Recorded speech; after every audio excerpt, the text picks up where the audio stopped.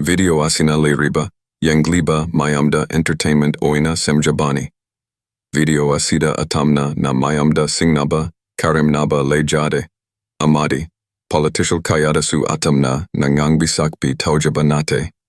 Masida oiriba, toriba, ngangliba kayasi writer majiwakani.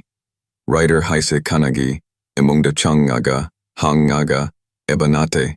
Writer haibasidi karino kangdaba, amada semjabani. Kanagi punsida panabasu yai. Kanagi punsi rolsu manabasu yai. Awabagi wakanchab manabalambi singni. Ang kontrabay magiray pag sila'y abay ray siya sing naninhan na na sundok na bahot na riba ni apumba na panggal ni panggali. Kailan siya? Huye! Kanano he? Ay ni he. Ay di kanano?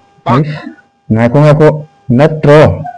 Man kaya nahan mamangda ibani kaino tawina paglaga thamaga kona thangda thadongla khibado natlida natne soide ibani tu adune ba adudi hapet kona sidana hijaye adagi kona matung jida purani go adagi ayo kaidawra naine adu ito hawari sasidana unada basu kuire hoine sasine kuirabani ko aduna ibani sina thomjinnabadagi shaunaduna tawri shaunadringaida karino kamaino kanano kari tawbagino haibudo khanaramladi khanaramoidabani chumida masi miyoiba aikhoigi kokni kanasu sengdokpada ngamlaroidaba amani achum aran khangdana hekta khut thaba madudana ina yamna saunisi hauronu nangda gyan ta adu ito aikoi masen se asuk yamna nusina dise kari taw aisu khangde ta khalibani aisu madudo nungsinaba haibase family imung manung amadi isin inaw oigadabani isin inaw amadi imung manung nungsinabadi leikaina yamna nungsinaroi kaya wage nungsinaroi miwa ngangnaringai hanaga khara ngangnaninga leibaduda isin inaw hulaga makhoi masen nungainadabadu leikaida uhalle tahalle khangalle aduda leikaigi heipa saba kayana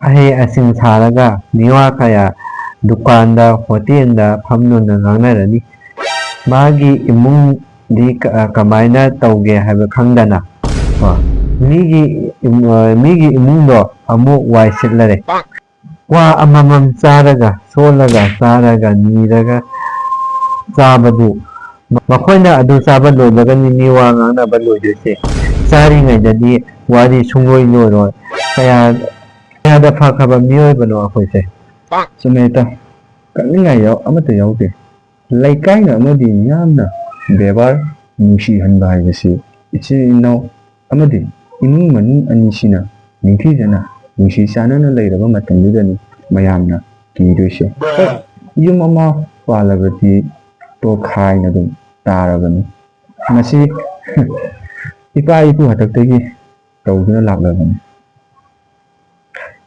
nang uhobro woge dialogue se mananaba khairina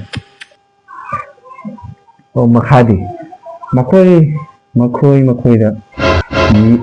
makoida yelaklani hangaklani haiduna isau langba haurani khanarani moi sitpagisu ni hanbagisu asina singba aduna amu kadaida mami phongla i amadi tar i lekai bu yo khrabadi lorewa kain kana kalakpa yingsinba yambana amadi leibana masing yambana leibiba makhoigi nakta yahon kiwa haibase aikhoina yahon natro ꯑꯩꯈꯣꯏꯅ ꯌꯧꯍꯟꯗ꯭ꯔꯗꯤ ꯃꯈꯣꯏꯅ ꯀ꯭ꯋꯥ ꯐꯩꯔꯒ ꯃꯤꯋꯥ ꯉꯥꯡꯅꯔꯤꯗꯣ ꯉꯥꯡꯅꯈꯤꯗ꯭ꯔꯥ ꯉꯥꯡꯅꯔꯝꯃꯣꯏ ꯀꯔꯤꯒꯤꯅꯣꯕ ꯃꯆꯤꯟ ꯃꯅꯥꯎ ꯑꯁꯨꯛ ꯌꯥꯝꯅ ꯅꯨꯡꯁꯤꯅꯗ꯭ꯔꯤꯕꯁꯦ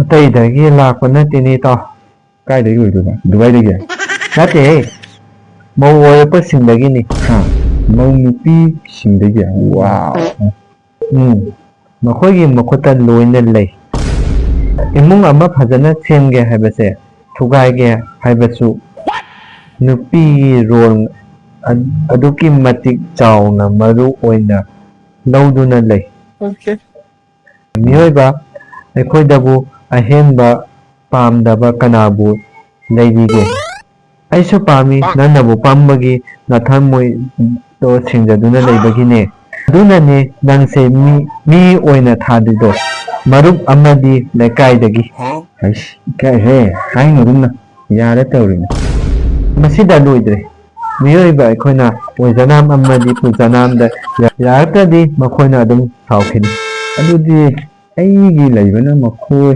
ꯃꯌꯥꯝꯒꯤ ꯃꯈꯣꯏꯒꯤ ꯂꯩꯕꯅ ꯃꯈꯣꯏꯒꯤ ꯑꯦꯛꯖꯦꯛꯂꯤ ꯑꯗꯨꯃꯛꯅꯤ ꯑꯗꯨꯅ ꯚꯤꯗꯤꯑꯣ ꯑꯁꯦ ꯁꯥꯡꯉꯦ ꯑꯩ ꯒ꯭ꯌꯥꯟ ꯇꯥꯗ꯭ꯔꯦ ꯍꯥꯏꯔꯤꯁꯦ ꯑꯗꯨꯅ ꯕꯣꯔꯥ ꯆꯥꯁꯤ ꯂꯩꯔꯨ ꯂꯥꯎ ꯄꯩꯁꯥꯗꯤ ꯅꯪꯉꯣꯟꯗꯒꯤ